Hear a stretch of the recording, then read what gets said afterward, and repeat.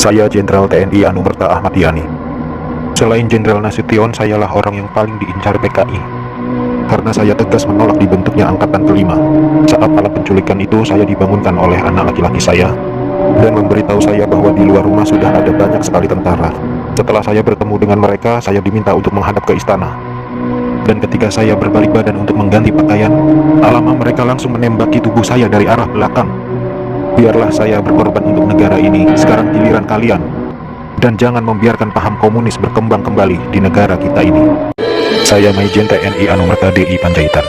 Saya menjadi target operasi G30 SPKI karena keberhasilan saya dalam menggagalkan penyelundupan senjata dari RRC untuk PKI guna mempersenjatai buruh dan tani. Pada malam penculikan itu, saya gugur ketika saya sedang memanjatkan doa. Pasukan laknat itu menembaki tubuh saya beberapa kali, dan tubuh saya dibawanya ke lubang buaya untuk dimasukkan ke sumur maut itu. Tapi saya rela berkorban untuk negara dan membela ideologi Pancasila.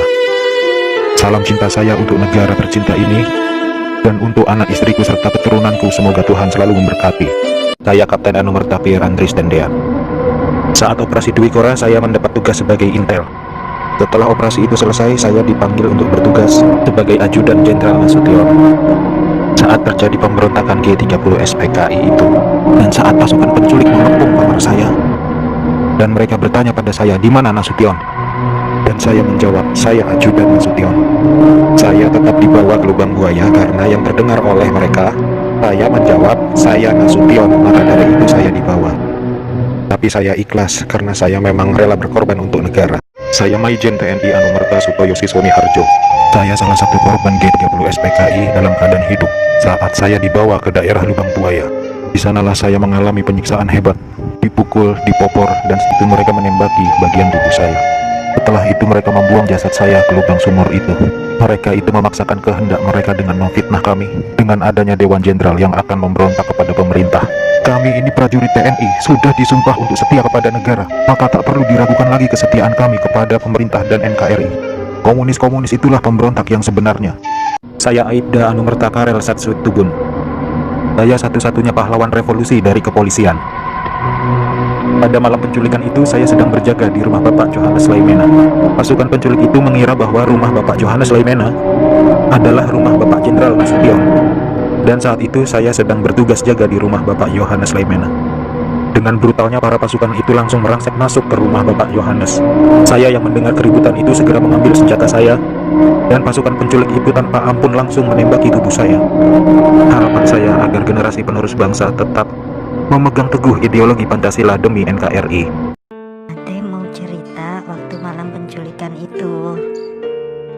Waktu malam itu Ade lagi tidur sama papa mama. Terus tiba-tiba mama nutup pintu kamar karena ada tentara yang mau masuk. Terus tiba-tiba Dede udah digendong sama bibi.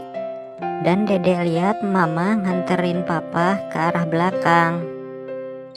Saat itu juga Ade ngedengar suara tembakan kenceng banget. Dan ternyata Ade kena tembakan dari senjata tentara itu. Ade waktu itu sempat bilang, Ade salah apa, Pak?